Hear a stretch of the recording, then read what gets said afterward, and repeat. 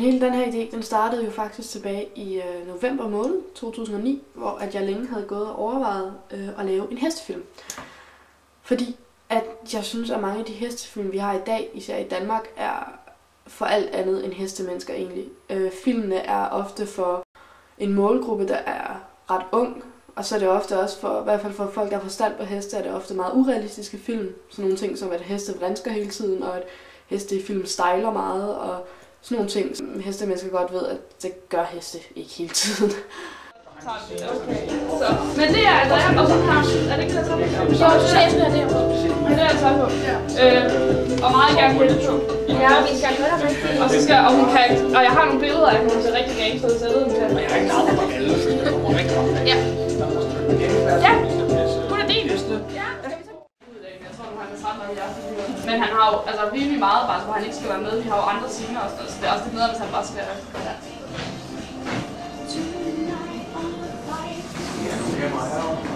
Ja, de filmede og viste. Meget god idé.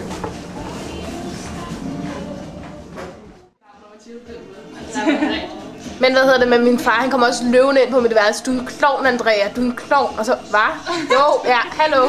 Så, møj. Det er også fordi AM dengang på første. Er du nervøs for det? Ja. Hvorfor? Nej, det skal nok blive godt. Fordi der kommer 90 statister, som skal se mig rykke rundt på Camillas søde lille krikke. Ej, det skal nok blive godt.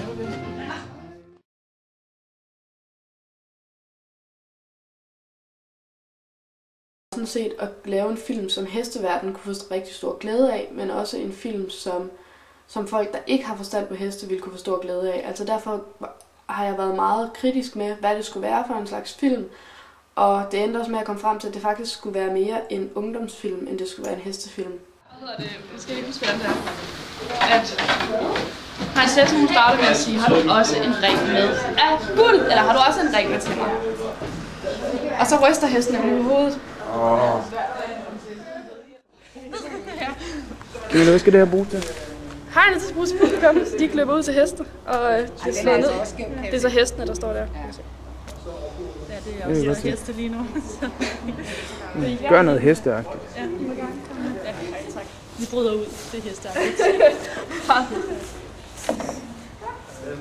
Smukt. Vi har optaget nogle scener. Om hvad?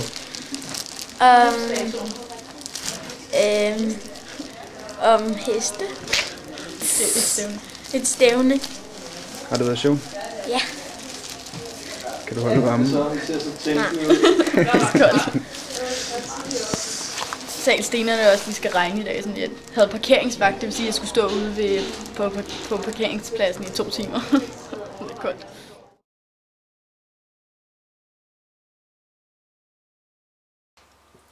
Filmen startede med at være en kortfilm, som jeg bare havde skrevet.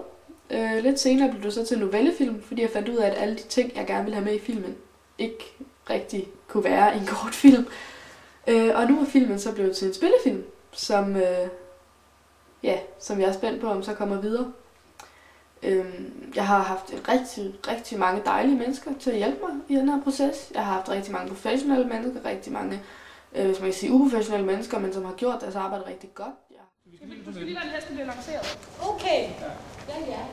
Prøv lige også renske, eller hvad? Hvis du kan.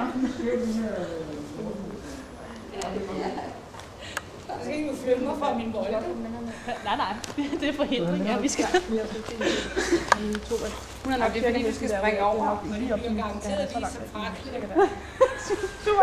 Du tager lige en runde. Så vi bare det var i tempo. I tempo. Kan vi optage?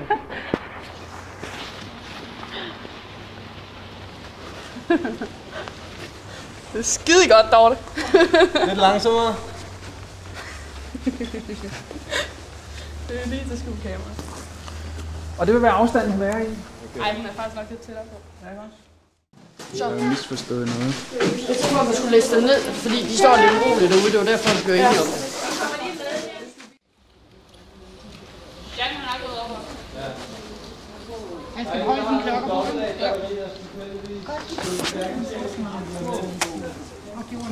Er du nervøs? Nej, overhovedet ikke. Kun for arealerne, for det her slæb på. Ja. Ja. Hvad så?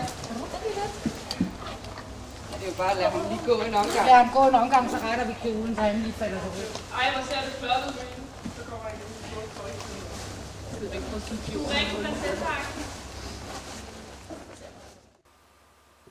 Andrea, som skulle spille hovedrollen i det store show, vi skulle lave til vores trailer, skulle jo ud og lære den her pony at kende, som hedder Dino, som er hovedrollehesten, kan man sige. Og det gik jo udmærket, hvis man kan sige det sådan. Den første dag var et stort kaos. Simpelthen, hesten stak af fra hende og ville overhovedet ikke høre efter, hvad hun sagde, og prøvede at sparke hende ned flere gange nærmest. Altså, han var slet ikke med på at skulle arbejde sammen med hende. Så jeg var nok lidt bekymret den dag, da vi gik derfra. Det tror jeg også, Andrea hun var, fordi at det jo 2 dage senere skulle ligne, at hun havde haft med hest at gøre i flere måneder. Så det var en lille nervøsitetsfaktor. Men så dagen efter, da vi kom ud, der var Dino lige pludselig noget mere rolig, og accepterede faktisk rigtig godt, at hun var sammen med ham og udførte tricks sammen med hende. Det var rigtig, rigtig sødt at se, og de fik faktisk et ret godt venskab op at stå på den ene dag. Næste dag skulle vi så filme, og det gik faktisk også ganske udmærket. Dino han taklede det rigtig fint, og det så ud som om, i hvert fald det jeg så af det, at de havde været gode venner i lang tid, så det hele gik jo efter planen. Hvad laver du, Andrea? Fletter hans hage. Den er blevet ren. Du må også se på alt det skum, der ligger rundt om. Det er ret ulækker. Har Dino. Har Dino været sød i dag? Han har faktisk været rigtig sød.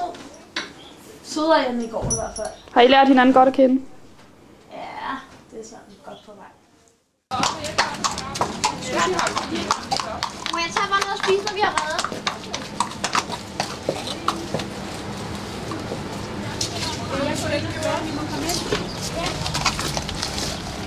Har du styr på det, om vi kan komme ind, eller?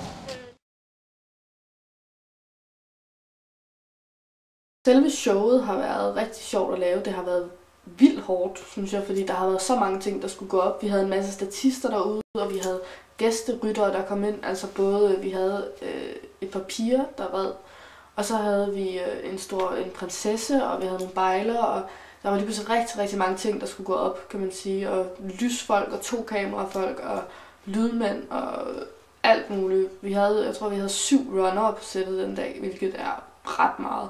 Men det var fordi, vi simpelthen havde brug for nogen til at passe heste, vi havde brug for nogen til at stå parkeringsvagt, vi havde brug for nogen til at hente mad, vi havde brug for... det var helt vildt, altså. Og det har været så super at få den hjælp, vi har fået. Det er alt, hvad jeg kunne bede om nærmest, altså. Klar til optagelse? Og værsgo, Andreas. Tak. Værsgo, så. Prinsessen har afventet mange bejlere, som var kommet fra hele landet.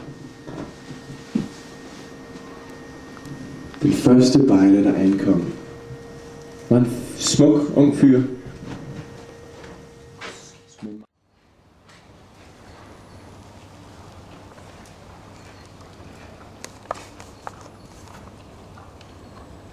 Også dette bejler med nedbrændt en ring.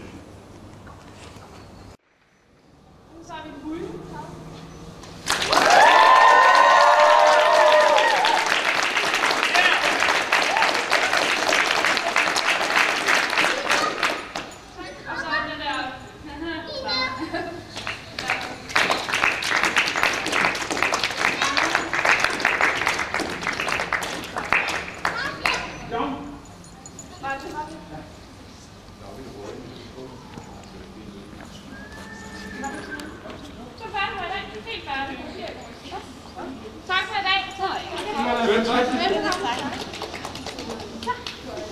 Så held og lykke. Tak. Alle hånder ned i Hvidehuset.